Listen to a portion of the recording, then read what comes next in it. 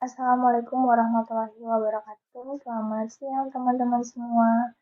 Apa kabarnya ini? Semoga dalam keadaan sehat ya. Dan di siang hari ini, terima kasih sudah meluangkan waktunya bergabung di webinar ini. Oke, langsung aja ya teman-teman kita masuk ke materinya, yaitu introduction data untuk pembelajaran mesin atau mesin learning.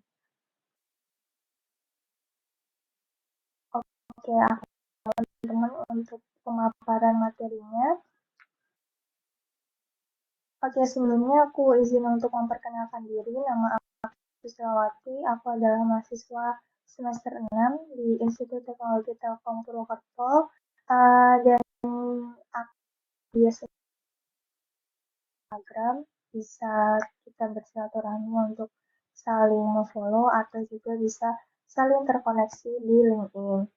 Untuk beberapa pengalaman di bidang IT ataupun di masa perkuliahan itu saya pernah berkesempatan untuk menjadi asisten praktikum di beberapa mata kuliah.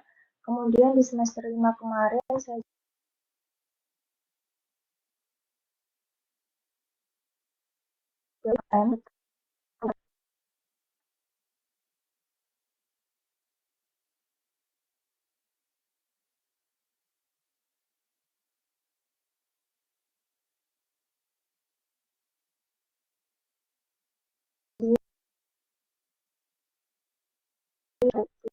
You are currently the only person in this conference.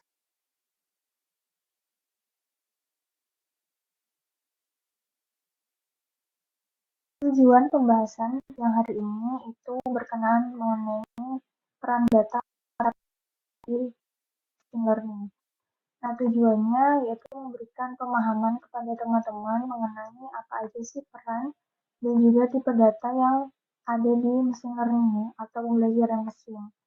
Nah, serta menyadari apa saja tantangan dan hal-hal apa aja yang perlu dipersiapkan untuk kita belajar machine learning lanjutan. Lalu untuk agenda pembahasan siang hari ini itu terbagi menjadi beberapa sesi. Yang pertama itu saya akan sampaikan mengenai definisi data, kemudian karakteristik data, lalu data yang akan diolah menjadi informasi yang bermanfaat. Bagian data pada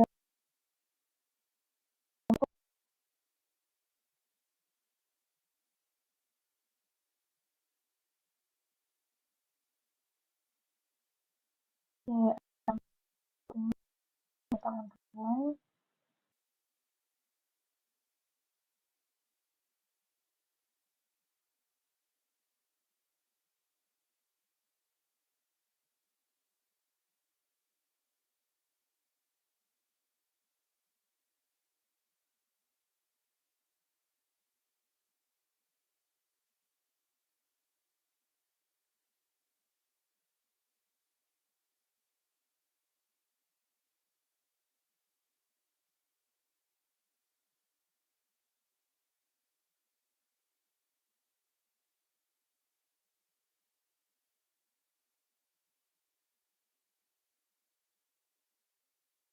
You are currently the only person in this conference.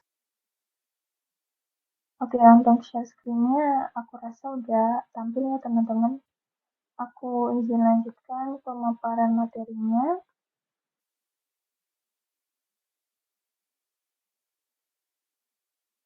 Oke, jadi di agenda pembahasan siang hari ini itu saya bagi menjadi beberapa bagian. Yang pertama itu definisi data, lalu karakteristik data, lalu bagaimana data kita olah menjadi sebuah informasi yang bermanfaat, dan pembagian data pada machine learning itu seperti apa, dan tentu saja data itu punya kelebihan dan juga kekurangan ketika diimplementasikan pada machine learning.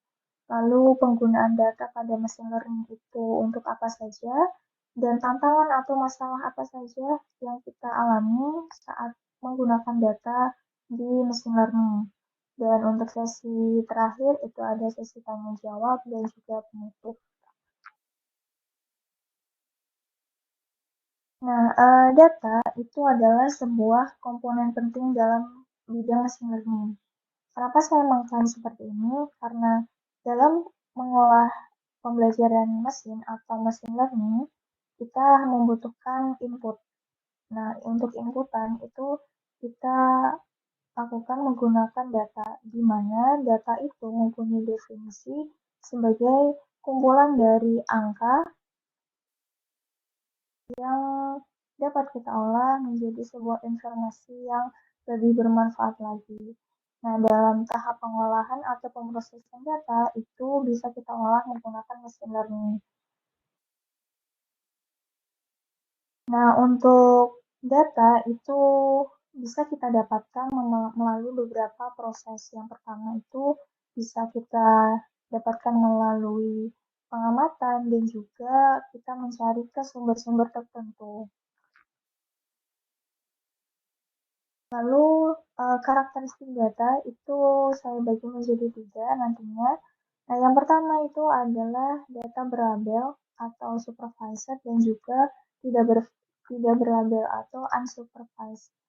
Nah, untuk definisi dari supervised itu adalah sebuah data yang memiliki label atau biasanya juga kita menyebutnya variabel target yang nantinya kita prediksi oleh sebuah model di machine learning.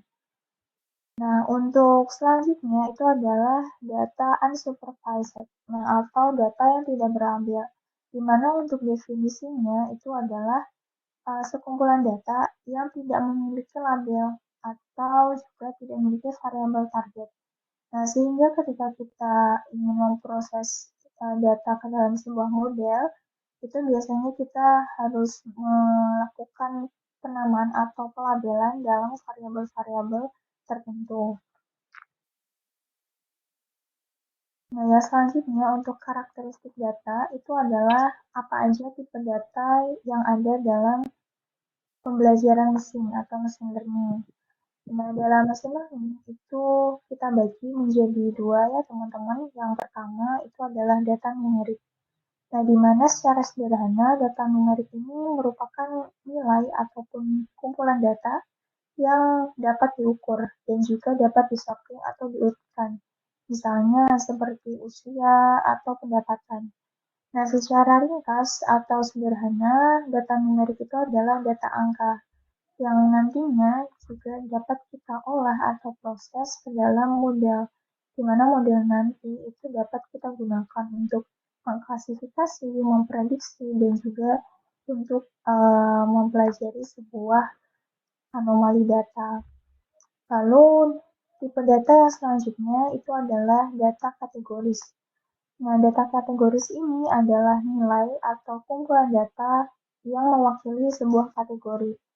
Nah, biasanya itu bertipe data string atau kata. Nah, kategori itu contohnya adalah misalkan jenis kelamin pada identitas uh, manusia atau mungkin jenis buah, klasifikasi hewan, dan sebagainya. Lalu untuk karakteristik data yang ketiga itu bagaimana sih pembagian data di dalam machine learning atau pembelajaran mesin. Nah, yang pertama itu adalah training data. Nah, untuk training data itu adalah sebuah proses atau bagian di mana kita itu ketika sudah mempunyai model, entah itu model prediksi, klasifikasi, ataupun model lainnya, itu kita membagi data untuk mengerti data atau kita memberikan historical sehingga data itu dapat dilatih dan mempelajari dengan baik di bidang sebenarnya. Lalu yang kedua itu adalah tes atau testing data. Nah, testing data ini digunakan untuk mengevaluasi bagaimana hasil training data yang telah kita lakukan. Apakah evaluasi kinerjanya baik atau mungkin evaluasi kinerjanya masih butuh peningkatan dari hasil training data. Nah, itu dia teman-teman mengenai sedikit karakteristik dari data dalam bidang machine learning. Lalu, apa sangkut paut data dengan machine learning? Nah, data adalah bagian terpenting dari semua analisis data, baik itu pembelajaran mesin dan juga kecerdasan buatan, atau untuk saat ini kita juga mengenal dengan deep learning. Nah, contohnya adalah kita mempunyai banyak contoh penggunaan data dalam kehidupan sehari-hari. Misalkan untuk komunikasi, kita sering menggunakan WhatsApp atau juga media sosial Facebook. Nah, mengapa Facebook mengakuisisi WhatsApp dengan membayar harga sebesar 19 miliar US dollar? Jawabannya adalah sangat sederhana dan juga logis bahwa akses informasi dari pengguna yang tidak dimiliki Facebook, tetapi WhatsApp akan memilikinya. Di mana secara sederhana itu bisa saya sampaikan bahwa Facebook itu masih secara luas. Nah, untuk WhatsApp sendiri adalah sarana komunikasi atau sosial media yang lebih privasi. Sehingga untuk data-data yang dimiliki itu akan lebih aman dan juga tingkat keamanan dan juga fasilitas yang ada akan lebih baik dari Facebook. Lalu yang selanjutnya itu adalah bagaimana data itu diproses dalam mesin learning. Nah, sebelum itu kita perlu atau banyak mengimplementasikan data dalam kehidupan sehari-hari. Nah, data itu kita peroleh tentunya untuk kita ambil informasi. Nah, di mana informasi itu akan kita olah lagi dan akan mengembangkan atau menciptakan sebuah pengetahuan baru. Di mana definisi informasi itu adalah data yang telah kita tafsirkan, entah itu dimanipulasi atau diproses sedemikian rupa, sehingga data yang kita miliki itu punya beberapa kesimpulan yang pastinya memiliki arti atau kandungan untuk pengguna. Sehingga pengguna bisa tahu dari kumpulan data yang ada bahwa terdapat informasi-informasi yang dibutuhkan oleh pengguna. Lalu dari informasi itu kita olah kembali untuk menghasilkan sebuah pengetahuan, di mana untuk definisi pengetahuan itu merupakan sebuah kombinasi informasi yang telah disimpulkan, entah itu dari pengalaman, pembelajaran, dan juga wawasan tambahan yang akan menghasilkan kesadaran dan pengembangan konsep untuk individu dan organisasi. Nah, secara sederhana mungkin saya contohkan ketika kita punya kumpulan data mahasiswa. Nah, dari data mahasiswa kita bisa menyimpulkan beberapa informasi, di mana misalkan data yang sudah kita kumpulkan ternyata terdapat 2.000 mahasiswa. Nah, dari 2.000 mahasiswa itu bisa kita simpulkan lagi secara detail. Misalkan dari 2.000 mahasiswa itu 1.500 adalah jenis kelamin laki-laki dan 500-nya adalah perempuan. Nah, dari informasi data itu kita bisa mengolah lagi yaitu menjadi sebuah pengetahuan. Nah, pengetahuan itu kita bisa olah melalui pembelajaran dan juga wawasan. Nah, misalkan tadi dari contoh yang saya berikan, itu dari 1.500 jenis kelamin laki-laki dan juga 500 perempuan mahasiswa, itu bisa kita analisis entah itu secara tradisional atau klasifikasi, yaitu dengan menggunakan pembelajaran mesin, yang nantinya itu dapat bermanfaat bagi kedepannya. Lalu, bagaimana cara membagi data dalam pembelajaran mesin? Nah, tadi sudah saya singgung di awal di bagian karakteristik bahwa kita membagi data dalam pembelajaran mesin atau machine learning itu jadi dua. Nah, di sini itu ada satu tambahan jenis data yaitu data validasi. Nah, untuk data pelatihan itu adalah data yang kita gunakan untuk melatih model, sama seperti yang saya paparkan di awal tadi, di mana model itu bisa melihat dan juga mempelajari data yang kita inputkan. Nah, dari pelatihan itu kita bisa menggunakan data validasi. di mana data validasi itu adalah untuk mengevaluasi model apakah sesuai dengan hyperparameter atau sesuai tidak dengan variabel yang kita tentukan. Nah, data ini mirip dengan data pelatihan, tapi modelnya tidak melihat output yang sebenarnya. Nah, data validasi itu juga biasa dikenal dengan testing data untuk karakteristik data yang di awal tadi. Nah, ada data pengujian, di mana data ini digunakan sebagai evaluasi tahap akhir dari sebuah model. Nah, biasanya tahap pengujian ini kita bisa implementasikan ke sebuah data baru, sehingga kita bisa tahu dari hasil model atau pembelajaran yang telah dilakukan apakah sudah akurat atau tidak. Apakah model dapat melakukan prediksi dengan baik, apakah model mampu mengklasifikasikan jenis-jenis data dengan baik, dan output yang diberikan apakah sudah benar dengan validasi yang telah kita tentukan.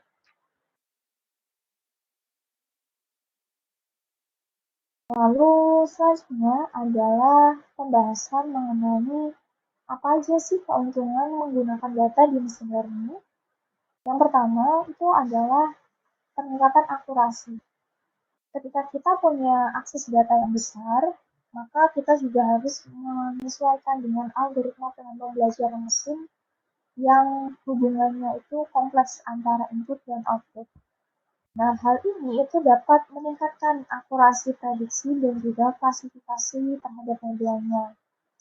Lalu, keuntungan yang kedua adalah otomasi, di mana model pembelajaran mesin itu bisa mengotomasi pengambilan keputusan dan juga menjalankan tugas berulang yang lebih efisien dan akurat daripada manusia. Mungkin contohnya adalah ketika manusia hanya bisa mengerjakan 100 pekerjaan secara berulang, tapi ketika kita menggunakan sebuah model pembelajaran, kita bisa menghasilkan atau melakukan komputasi yang sama dengan manusia, tetapi dengan frekuensi yang lebih banyak, sehingga efisiensi waktu dan juga research yang ada itu lebih efektif ketika kita menggunakan model pembelajaran mesin. Lalu yang ketiga, keuntungannya adalah mengenai personalisasi. Nah, algoritma pembelajaran mesin itu bisa kita jadikan sebuah fitur atau personalisasi pengalaman pengguna yang kita dasarkan melalui data yang ada. Nah, dari data yang ada itu akan meningkatkan kepuasan pengguna secara keseluruhan. Mungkin saya beri contoh untuk bagian personalisasi adalah ketika kita menilai atau dalam preview atau ulasan dari sebuah produk. Nah, dari ulasan sebuah produk itu pengguna bisa tahu ataupun juga seller penjual itu bisa tahu dari hasil ulasan pengguna apakah produk yang dihasilkan itu sudah baik atau belum, itu dari personalisasi data. Dan nanti juga akan diklasifikasikan apakah jumlah ulasan yang positif itu sebanyak sekian dan apakah ulasan negatif itu sekian. Lalu untuk selanjutnya di keuntungan data di mesin learning itu adalah penghematan biaya. Penghematan biaya ini juga bersinggungan dengan poin 2 yaitu otomasi tadi, di mana efektivitas waktu dan juga research dalam pembelajaran mesin ini bisa menghemat biaya dengan mengurangi kebutuhan tenaga kerja manual atau manusia. Dan tentunya penghematan biaya ini akan sebanding atau sejalan dengan peningkatan efisiensi dari proses bisnis, misalkan sebuah perusahaan. Misalkan dalam sebuah perusahaan itu harus melakukan komputasi pengecekan data dengan jumlah data yang besar. Apabila dilakukan secara manual dan dengan tenaga manusia, itu mungkin membutuhkan 10 atau 50 karyawan, di mana 50 karyawan itu juga akan meningkatkan atau menambah pengeluaran dari sebuah perusahaan itu. Nah, dengan pembelajaran mesin ini adalah solusi yang cukup efektif untuk menggantikan tenaga manusia yang terbatas, sehingga efisiensi ataupun pengeluaran dari sebuah perusahaan itu dapat diminimalisasi.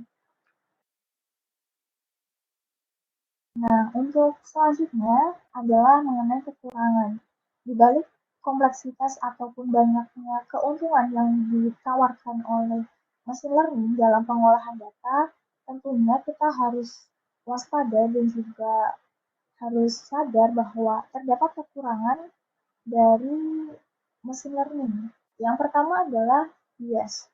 Nah, di mana data yang sudah kita olah melalui model yang cukup baik atau mungkin lebih baik daripada model sebelumnya itu masih ada kemungkinan untuk bias. Di mana bias itu adalah mengarah ke prediksi atau klasifikasi yang bisa saja salah. Misalkan untuk kasus diagnosis sebuah penyakit. Ketika kita sudah mempunyai data yang cukup lengkap, tetapi ketika modelnya tidak bisa melatih secara baik, dan ketika kita melakukan pengujian untuk data yang baru, itu ada kemungkinan bahwa diagnosisnya salah. Nah, ketika diagnosis salah, itu pastinya langkah selanjutnya, entah itu dari diagnosis secara manual atau secara dokter, itu juga akan berpengaruh ke sektor lainnya. Jadi, kekurangan bias ini cukup fatal jika kita tidak waspada. Lalu yang selanjutnya adalah mengenai privasi. Dari proses pengumpulan dan juga penyimpanan data yang kita olah melalui pembelajaran mesin, itu masih terdapat masalah privasi yang cukup kompleks, di mana masalah privasi ini ketika tidak tersolve dengan baik, itu akan menyebabkan risiko keamanan yang cukup fatal, di mana data yang kita miliki itu dapat disalahgunakan oleh oknum-oknum yang tidak bertanggung jawab, dan tentunya dari oknum-oknum itu akan merugikan kita sendiri sebagai user dari sebuah pengguna. Lalu yang ketiga adalah kualitas data. Nah, kualitas data yang kita gunakan untuk melatih model machine learning itu sangat penting dalam mengukur apakah performa modelnya itu baik atau tidak. Ketika kita punya data yang berkualitas buruk atau misalkan missing value-nya itu banyak, datanya tidak lengkap atau mungkin variabel atau fiturnya tidak sesuai, itu akan menyebabkan prediksi dan juga klasifikasi yang tidak akurat. Nah, ketidakakuratan itu akan menyebabkan bias tadi, di mana saya sudah sampaikan bahwa bias itu cukup fatal ketika berkaitan dengan hal-hal yang cukup bahaya. Lalu yang keempat adalah kurangnya interpretabilitas. Nah, maksud dari poin ini adalah ketika kita punya beberapa model yang sudah kita buat dalam pembelajaran mesin, itu bisa saja rumit atau sulit ditafsirkan. Nah, ketika kita punya model yang rumit dan sulit ditafsirkan, itu akan berdampak pula dengan pemahaman orang lain untuk membuat sebuah keputusan. Sehingga dari kekurangan yang sudah saya sampaikan, perlu adanya rasa waspada dan juga sadar diri terhadap penggunaan data secara cukup. Lalu untuk pembahasan selanjutnya adalah penggunaan data pada mesin learning. Nah, untuk saat ini mungkin sudah familiar dengan penggunaan data pada mesin learning, di mana AI ataupun juga seperti ChatGPT dan juga Gemini itu telah juga mempelajari histori dari kumpulan database yang sangat besar. Nah, dari data itu kita bisa melakukan pemodelan prediktif, memprediksikan sebuah historis yang ada di masa depan. Sehingga dari data-data yang telah kita kumpulkan dari misalkan tahun 2012 sampai 2017, kita bisa mengambil sebuah kesimpulan prediktif yang tentunya akan berdampak ke masa depan. Lalu ada pengenalan gambar. Nah, semakin kompleksnya pemodelan ini saat ini juga dikenal dengan pengenalan gambar di machine learning. Ketika kita punya gambar, itu machine learning dapat mengklasifikasikan dan juga mengenali objek, entah itu objek wajah ataupun pola yang ada. Nah, implementasi dalam pengenalan gambar ini sudah cukup banyak ya teman-teman.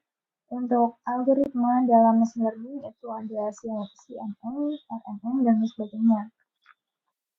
Lalu ada pemrosesan bahasa alami atau NLP. Nah, di pemrosesan bahasa alami ini, machine learning menggunakan data untuk dipahami dan juga dianalisis layaknya bahasa manusia, sehingga machine learning itu bisa memahami layaknya manusia memahami kata-kata. Nah, hal ini memudahkan manusia untuk mengefektifkan sebuah kegiatan yang misalkan saat ini kita mengenal asisten Google dan sebagainya. Itu salah satu implementasi di pemrosesan bahasa alami atau NLP. Lalu ada sistem rekomendasi, di mana data-data yang ada, misalkan data produk di e-commerce, itu bisa kita olah menggunakan model untuk menciptakan sistem rekomendasi kepada user, sehingga user bisa mendapatkan saran produk ataupun konten media sosial itu berdasarkan preferensi atau yang diminati oleh pengguna. Sehingga konten-konten yang tidak diminati ataupun tidak layak untuk ditayangkan ataupun dilihat itu bisa terfilter. Lalu yang terakhir dalam penggunaan data di machine learning adalah analisis data. Nah, analisis data ini adalah bagaimana kegiatan kita untuk mengidentifikasi sebuah pola dalam data yang besar dan kompleks. Nah, analisis data ini banyak sekali manfaatnya dan juga kegunaannya, baik itu di kehidupan sehari-hari dan mungkin kebanyakan atau mendominasi di berbagai sektor. Contohnya sektor perusahaan ataupun pendidikan dan sebagainya. Nah, dari analisis data ini kita bisa menyimpulkan beberapa interpretasi yang dimana interpretasi itu bisa kita gunakan ke dalam ataupun mencari sebuah solusi dalam masalah itu. Nah, di balik banyaknya atau mudahnya kita mengakses data yang sudah diimplementasikan dalam machine learning, itu tentu saja ada masalah-masalah dan juga tantangan-tantangan yang perlu kita sadari di balik mudahnya akses data dan juga cerdasnya dari pembelajaran mesin itu. Nah, di sini ada 5 masalah penggunaan data dalam machine learning. Yang pertama adalah kualitas dan kuantitas data. Ketika kita ingin mengolah data itu dalam pembelajaran mesin, kita harus paham apakah data itu sudah akurat, lengkap, dan cukup untuk kita latih dengan model yang baik. Lalu yang kedua adalah point bias, nah di mana model ini bisa menjadi bias jika data pelatihan itu tidak representatif. Nah, representatif itu maksudnya data ataupun model yang sudah kita olah itu ternyata bisa menghasilkan prediksi ataupun hasil yang salah. Nah, dari output yang salah atau tidak tepat itu tentunya merugikan kita sendiri dan kita tidak memiliki output yang kita inginkan. Lalu ada overfitting dan juga underfitting. Nah, untuk overfitting dan underfitting ini adalah kondisi di mana ketika kita membuat model dan model yang kita buat itu ternyata terlalu cocok atau terlalu pintar dan atau terlalu sederhana untuk underfitting. Nah, untuk overfitting itu bisa saja kita mendiagnosis sebuah penyakit itu terdiagnosis dengan tepat, tapi ternyata kenyataannya itu salah gitu. Nah, atau underfitting, misalkan model itu tidak bisa mempelajari data baru dengan baik. Dan hasil dari overfitting dan underfitting ini tentu saja akan menghasilkan kesimpulan yang bias juga. Lalu ada masalah privasi dan keamanan, sama halnya bahwa privasi dan keamanan itu adalah aspek penting dalam data kita. Ketika data kita sudah terprivasi dan dengan keamanan yang baik, maka kita sebagai user itu bisa trust atau percaya bahwa data kita sudah disimpan dengan baik. Karena data yang kita berikan kepada sosial media ataupun lain sebagainya itu cukup penting dan sangat berpengaruh. Lalu yang poin terakhir itu adalah interpretasi. Nah, sama halnya yang sudah saya sampaikan di awal tadi bahwa interpretasi itu cukup ambigu, di mana ketika kita membuat model yang baik dari kumpulan data itu, tetapi sulit untuk diinterpretasikan oleh orang lain, itu juga cukup sulit dan menjadi masalah baru dalam mengambil keputusan dan juga memberi atau mendapatkan kesimpulan dari hasil pembelajaran mesinnya. Oke, mungkin cukup demikian teman-teman pemaparan materi dari pengantar data dalam mesin learning. Apakah sampai sini teman-teman ada pertanyaan atau diskusi? Silahkan teman-teman.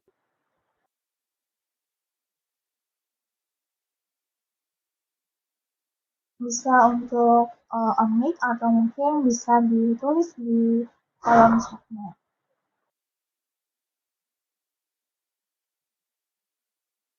Oke, saya tunggu sampai 13.42 ya teman-teman untuk efektivitas waktu juga.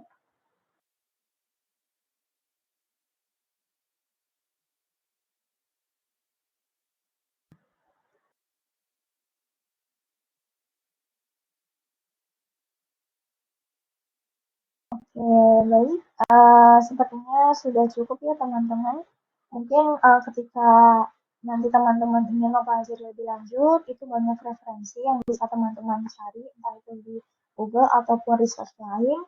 Dan juga untuk record ini nanti juga bisa teman-teman tonton kembali di akun YouTube dari Bisa Academy, sehingga nanti teman-teman bisa mempelajari lagi apabila ada penjelasan yang mungkin terlewat atau kurang jelas seperti itu.